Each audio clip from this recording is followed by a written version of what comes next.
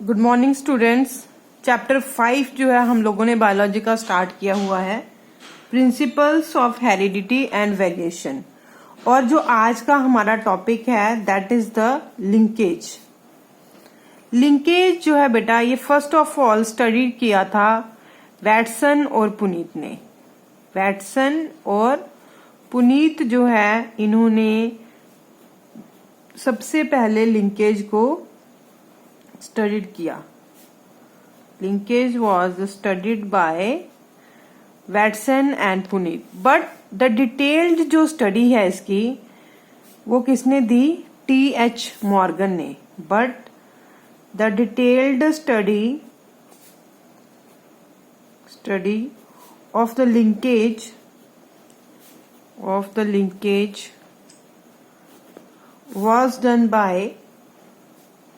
was done by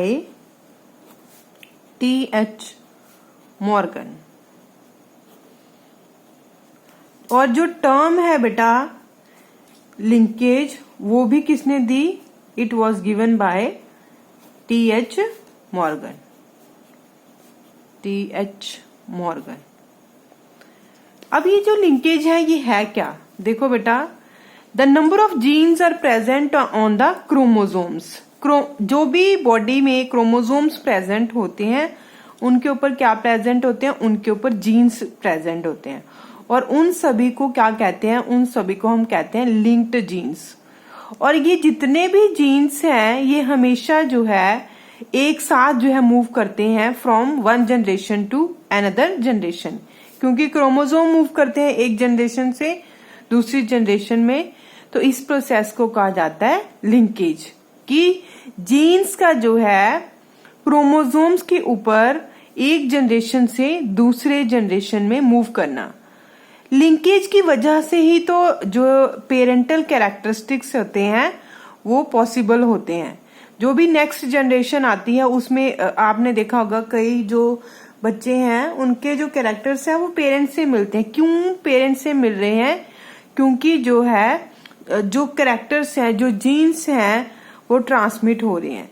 linkage जो है बेटा, लिंकेज जो है ये इनवर्सली प्रोपोर्शनल है वेरिएशन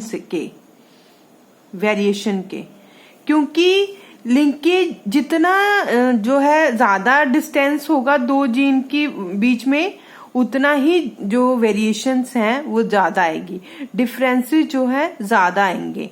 लिंकेज इसलिए इनवर्सली है, जितनी ज्यादा जो है लिंकेज होगी वेरिएशन उतनी कम होगी, और जितनी कम लिंकेज होगी उतनी वेरिएशंस ज्यादा होंगी। तो इस तरह से हमने देखा कि जो लिंकेज है वो इनवर्सली प्रोपोर्शनल है वेरिएशन के। इसके अलावा देखो बेटा, जो लिंकेज है इसके दो टाइप हैं। Linkage is of two types.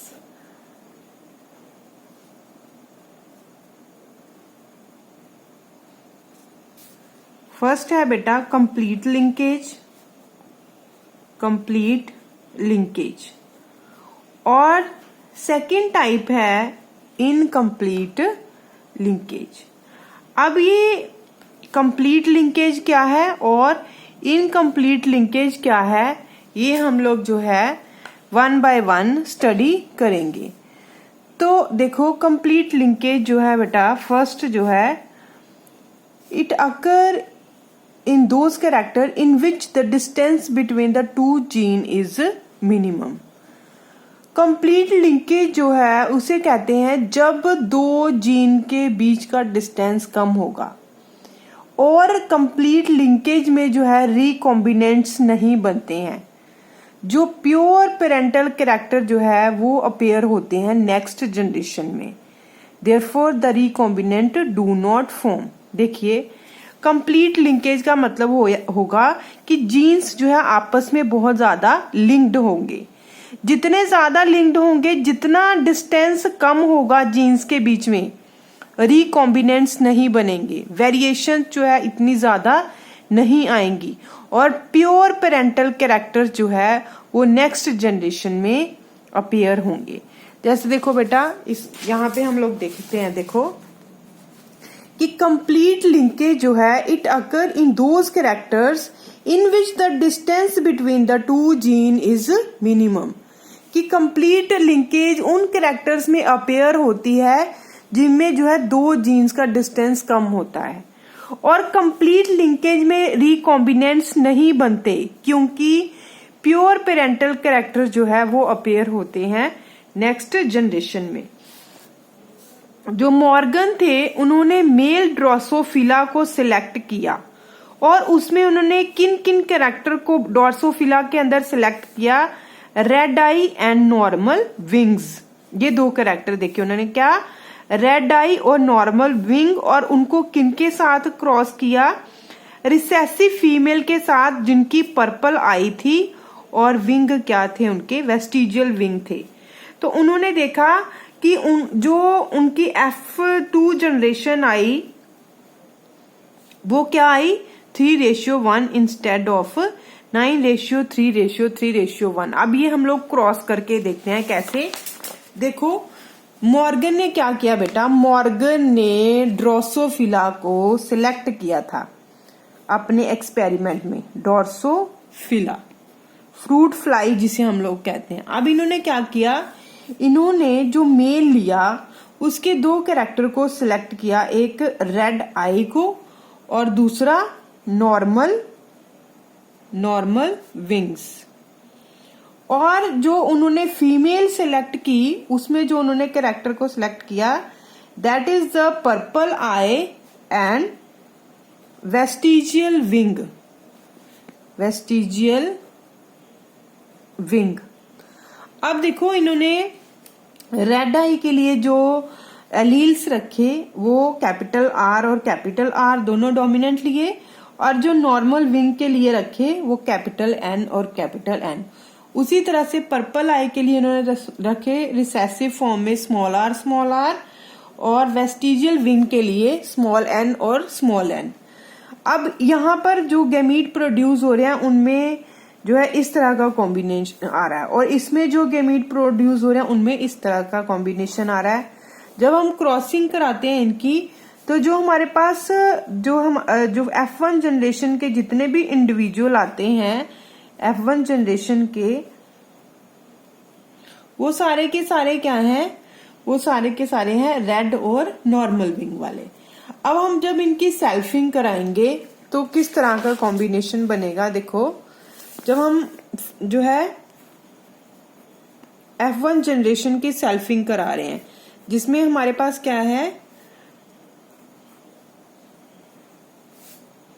और मेल भी हमारे पास नहीं है और फीमेल जो है वो हमारे पास क्या है, वो भी सारे इसी कैरेक्टर के हैं।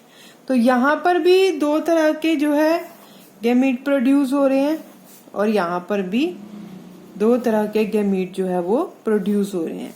तो अब जब हम लोग इनकी क्रॉस जो स्क्वायर बोर्ड के थ्रू जब हम लोग इनको देखते हैं तो हम लोग क्या करेंगे, इधर मेल के ले लेते हैं कैरेक्टर। यहाँ पे हमारे पास आगे आर एन, यहाँ पे आगे आर एन और आर एन। तो ये क्या हो गया, आर एन, ठीक है। ये हो गया हमारा आर एन, ये भी आ गया हमारे पास आर एन, और ये पास आर एन। तो ये भी क्या हो गया,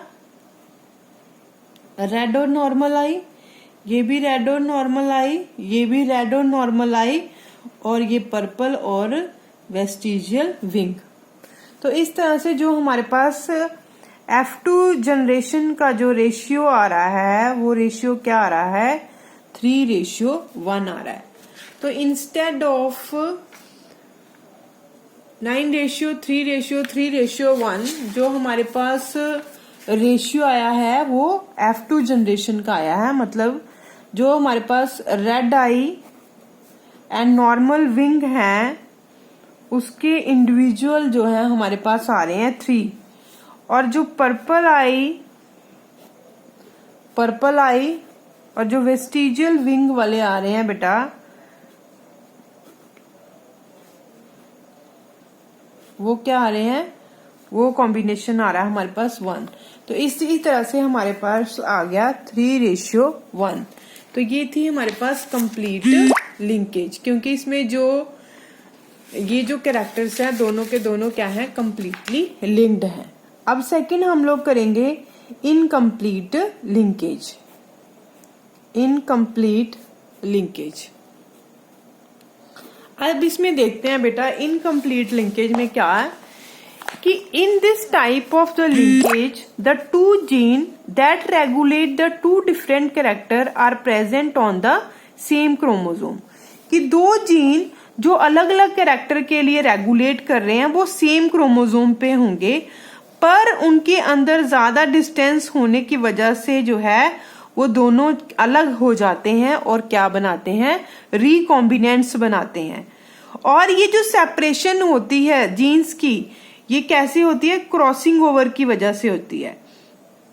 the percentage of the crossing over is dependent upon the percentage of the formation of recombinant. जितना ज्यादा क्रॉसिंग ओवर होगा उतनी ज्यादा रिकॉम्बिनेंट बनेंगे। तो रिकॉम्बिनेंट जो है वो डायरेक्टली प्रोपोर्शनल है किसके, distance between of the two gene present on the same chromosome. कि जितना ज्यादा डिस्टेंस उतने ज्यादा रिकॉम्बिनेंट बनेंगे, जितना कम डिस्टेंस उतने कम रिकॉम्बिनेंट बनेंगे। तो डायरेक्टली प्रोपोर्शनल है किसके, distance between the two genes present on the same chromosome. इसका एग्जाम्पल करते हैं बेटा, the plant with purple flower and long pollen grain. एक प्लांट है जिसके पर्पल फ्लावर है और उसके पोलन ग्रेन लॉन्ग है। उसे जब हम क्रॉस करते हैं उस प्लांट से जिसके व्हाइट फ्लावर और शॉर्ट पोलन ग्रेन है, तो हम देखते हैं कि F2 जनरेशन में हम ऐसे जो कुछ प्लांट ऑब्जर्व करेंगे जिनके रिकॉम्बिनेंट जो है कैरेक्टर होंगे with purple flower and short pollen grain as well as white flower with long pollen grain. तो उल्टा हो गया ना। तो ये जो रिकॉम्बिनेंट बने हैं ये क्यों बने हैं, ये सिर्फ और सिर्फ इसलिए बने हैं क्योंकि जो डिस्टेंस है दो जीन्स के बीच का वो बहुत ज्यादा है और इसलिए जो है रिकॉम्बिनेंट बन रहे हैं। तो सिंपली जो है हम लोगों ने कंप्लीट लिंकेज करी और इनकम्प्लीट लिंकेज करी। कंप्लीट लिंकेज में जो है पूरी तरह से जीन लिंक्ड होते हैं और कैरेक्टर्स जो होते हैं, जीन्स जो होते हैं वो साथ साथ मूव करते हैं। पर इनकम्प्लीट लिंकेज में डिस्टेंस ज्यादा होने की वजह से जो है वो जीन्स जो है वो मूव नहीं कर पाते, उनके बीच में सेपरेशन हो जाती है जिसकी वजह से रिकॉम्बिनेंट्स बनते हैं। और इसका एग्जाम्पल जो है हमने ये प्लांट पर्पल फ्लावर और लॉन्ग पोलन ग्रेन वाला लिया। तो ये था बेटा लिंकेज और उसकी दो टाइप्स।